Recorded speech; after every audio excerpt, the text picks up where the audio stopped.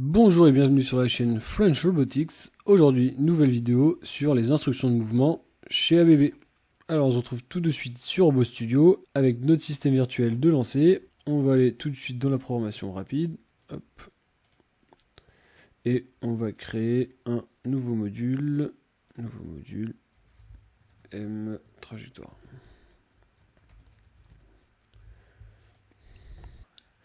Alors on va maintenant voir les différents types d'instructions de mouvement dans le langage rapide, donc dans le langage d'ABB. Alors il faut savoir qu'il y a différents types de mouvements. Donc, pour rappel, on a le mouvement joint, donc, qui est un mouvement où on définit les positions articulaires du robot, ou une position cartésienne, et le robot il y va de la façon la plus rapide possible. Il ne trace pas forcément une droite, c'est en général une trajectoire arrondie. On a ensuite le mouvement cartésien ou linéaire. Dans ce cas-là, le robot part d'un point et va vers un second en effectuant une trajectoire linéaire, donc une droite. Et il reste ensuite le mouvement circulaire. Donc le mouvement circulaire, donc il faut définir 3 points. Donc on a le point actuel qu'on ne définit pas, on a un point de passage et un point d'arrivée. Et le robot définit une trajectoire circulaire entre le point actuel, le point de passage et le point d'arrivée. Si vous voulez plus de détails sur ces types de mouvements, il y a une vidéo sur la chaîne qui les explique. Alors dans notre module M trajectoire, j'ai créé une procédure. Donc une procédure que j'ai appelée T trajectoire test. Donc c'est vraiment une procédure pour tester. Donc pour gagner du temps, pour que la vidéo ne dure pas 3 heures, j'ai préalablement écrit du code. Donc on va voir les différents noms d'instructions qui permettent de déplacer le robot. Donc la première, ça va être move absej. Donc move absej, c'est un mouvement joint, mais le point qu'on définit, c'est un point articulaire. Donc pour chacun des axes, on va définir une position. Par exemple, l'axe 1, il va à 30 degrés, l'axe 2 à moins 10 degrés, l'axe 3, etc., etc. Ensuite, un mouvement joint, mais cartésien cette fois-ci. Il est plus articulaire, donc c'est l'instruction move-j. Donc le point appelé, c'est un point cartésien, donc c'est des coordonnées x, y, z et des quaternions, donc Q1, Q2, Q3, Q4. Ensuite, un mouvement linéaire, donc ça c'est une trajectoire rectiligne entre deux points. Et cette instruction de mouvement s'appelle move-L. Donc on verra en détail les différents paramètres à chaque fois. Et pour move-C, donc cette fois-ci c'est un mouvement circulaire. Donc move absej, move J, move L et move C. On retrouve le joint articulaire, le joint cartésien, le mouvement linéaire et le mouvement circulaire. Alors comme on vient de voir, les points peuvent être de deux types, soit des points articulaires, donc on les appelle des John Target. Donc la déclaration c'est var le type, donc John Target avec le nom, et ensuite on retrouve 6 coordonnées qui correspondent aux coordonnées articulaires du robot. Donc l'axe 1, l'axe 2, l'axe 3, l'axe 4, l'axe 5 et l'axe 6. Et ensuite on retrouve 6 autres coordonnées qui correspondent aux coordonnées des axes externes du robot. Donc qui peuvent être soit en millimètres, soit en degrés. Si c'est un track, donc un axe linéaire, ou un axe rotatif. Il faut savoir qu'on note 9E9 pour dire que l'axe n'est pas utilisé. Si l'axe a cette valeur, le robot ne la prend pas en compte. Ensuite, on a des rob target, donc c'est la même déclaration, var le type rob target, le nom du point. Et donc, cette fois-ci, c'est un point cartésien. Donc un point cartésien, on se rappelle qu'on a des coordonnées x, y, z et des orientations. Donc ici, c'est comme d'habitude pour ABB, c'est des quaternions. Donc on a Q1, Q2, Q3, Q4. Ensuite, on a la configuration du robot. Donc pour rappel, un robot peut avoir jusqu'à 8 configurations différentes pour aller à un seul point. Donc il peut y aller de 8 façons différentes. Donc il faut préciser dans quelle façon on veut qu'il aille. Donc c'est assez complexe, donc pour le moment on va pas s'en servir et je ferai une vidéo dessus plus tard. Et ensuite on retrouve les 6 coordonnées des axes externes également comme pour les John Target.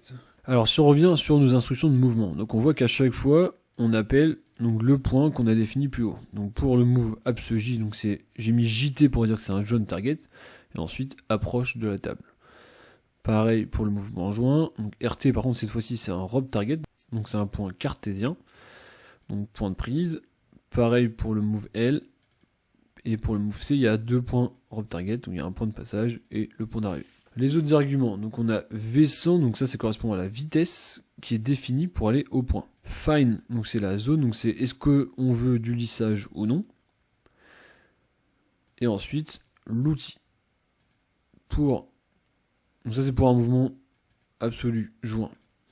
Alors, pourquoi on a besoin d'utiliser l'outil, sachant que c'est un point articulaire. Sur certaines marques de robots, c'est pas forcément nécessaire de le préciser. Ici, ABB, ils utilisent précisément la masse embarquée par le robot pour calculer les accélérations et les courants dans chaque moteur. Si jamais on a un pic qui dépasse des prévisions, dans ce cas-là, le robot va détecter une collision. Donc ça peut être sympa si on se trompe et qu'au final le robot part dans le mur. Ça permet d'arrêter le robot gentiment sans tout casser. Pour un mouvement joint, c'est la même chose, on retrouve la vitesse, une zone, donc cette fois-ci c'est une zone que moi j'ai définie, donc l'outil et la base. Donc la base, on voit qu'elle est en option, car on doit mettre un anti-slash wobj de point égal avec le numéro de la base. Donc par défaut, il prend la base wobj 0, donc qui est le word robot. Si on veut que l'instruction de mouvement soit faite avec une autre base, il faut la préciser, et dans ce cas-là, il faut mettre l'option. Pour un mouvement linéaire, même chose, on retrouve le rob target, donc la vitesse, sauf que là c'est une vitesse que j'ai définie, donc la zone, l'outil et la base. Alors petit aparté sur les mouvements linéaires, donc il faut aussi avoir la configuration comme on a vu ici. Donc si on veut éviter de la renseigner, il suffit d'ajouter juste avant un conf L à off. Donc dans ce cas-là, le robot ne prend pas en compte cette configuration, donc pas besoin de la renseigner. Donc il va aller au point avec la configuration la plus proche de la configuration actuelle. Et pour un mouvement circulaire, donc on a deux rob target, donc un point de passage, un point d'arrivée, une vitesse, une zone, un outil et même chose une base. Donc il nous reste à voir la vitesse et la zone. Les outils et les bases, on les connaît déjà. Donc les vitesses. Alors pour déclarer les vitesses, donc il y a des vitesses préenregistrées, donc il y a des V1000, V50, V1. Quand on tape la vitesse, en fait on a tout le choix ici. Donc 5, 10, 50, on en a plein. Si on veut, on va mettre V100. Si on veut des détails sur à quoi ça correspond les V100, etc., il suffit d'aller sur Speed Data ici, F1, et on a des paramètres. On a toutes les informations sur la vitesse.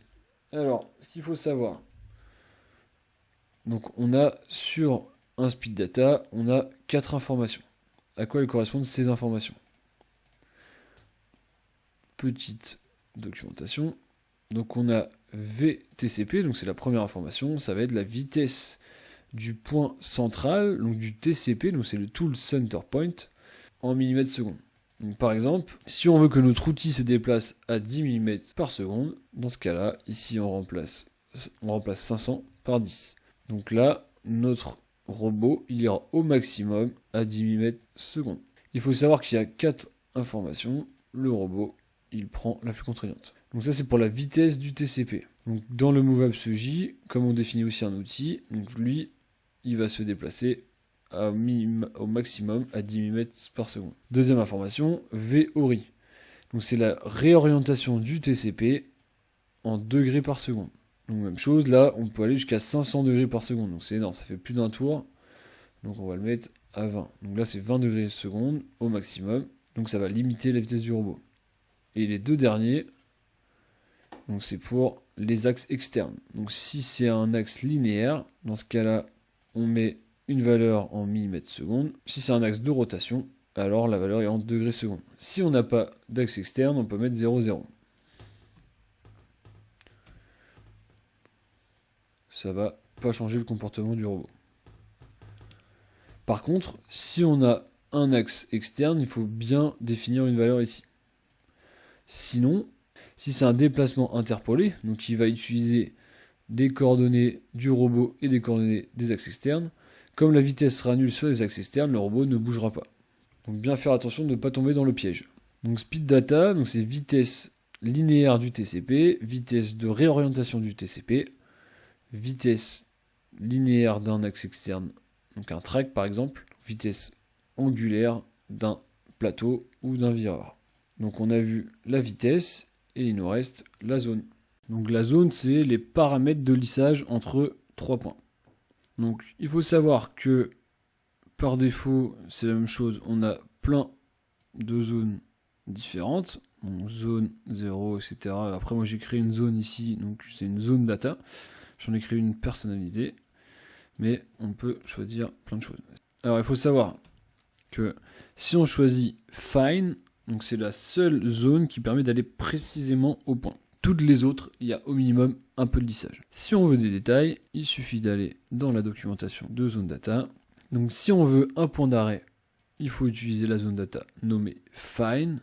Dans toutes les autres, pour un point de passage, on peut utiliser une de ces zones-là. Et on a un lissage plus ou moins important. Donc on va voir à quoi correspondent ces différents paramètres tout de suite. Donc quand on regarde une zone data, on a 7 paramètres. Donc on en a un en true ou false. Et après, on a 6 paramètres. Donc par exemple, pour le fine, on a true et ensuite tout est à 0. Pourquoi ? Parce que si on regarde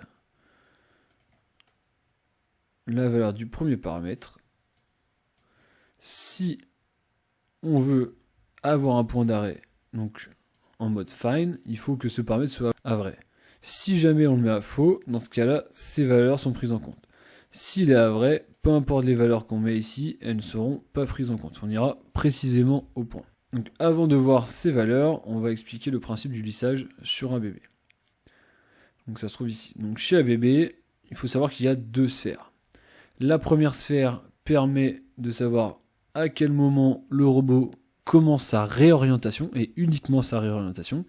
Et la deuxième sphère, c'est pour savoir quand le robot commence à lisser la trajectoire. Si on a un point 1 ici, un point 2 là et un point 3 ici, et entre ces 3 points, on a aussi la réorientation du TCP. Alors, donc quand le TCP du robot va arriver dans la sphère de réorientation de la trajectoire, le robot va commencer à réorienter sa trajectoire vers le point suivant. Donc ce sera plus par rapport à ce point-là, mais par rapport au point suivant. Cette sphère de réorientation est toujours plus grande ou au pire égale à la sphère de déplacement du CDO. Ça c'est très important à le savoir. Donc ensuite, une fois qu'il a fini de traverser la zone de réorientation, il commence à se réorienter et par contre il va commencer à lisser sa trajectoire, donc la trajectoire du centre outil, quand il va rentrer dans la seconde sphère. Et la seconde sphère, donc c'est le début de la trajectoire de raccordement du centre outil. Donc à partir d'ici, on va être tangent à la sphère ici. Ensuite, on commence le raccordement et on sort tangent à la sphère également. Donc la grande sphère, on commence à se réorienter. La petite sphère, on modifie la position de la trajectoire.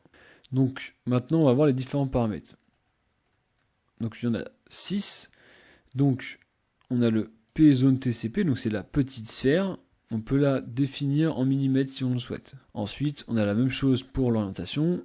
Il faut savoir qu'elle doit être strictement supérieure à la valeur du P zone TCP. Si elle est plus petite, automatiquement le logiciel ne la prend pas en compte et il prend en compte cette valeur-là, même pour la zone ORI. Même chose pour la zone axe externe en millimètres. Ici, on définit uniquement des sphères. Ensuite, on a 3 autres paramètres qui sont un petit peu différents. Donc on a ici une orientation, donc c'est une valeur angulaire pour laquelle le robot commence à se réorienter ou non.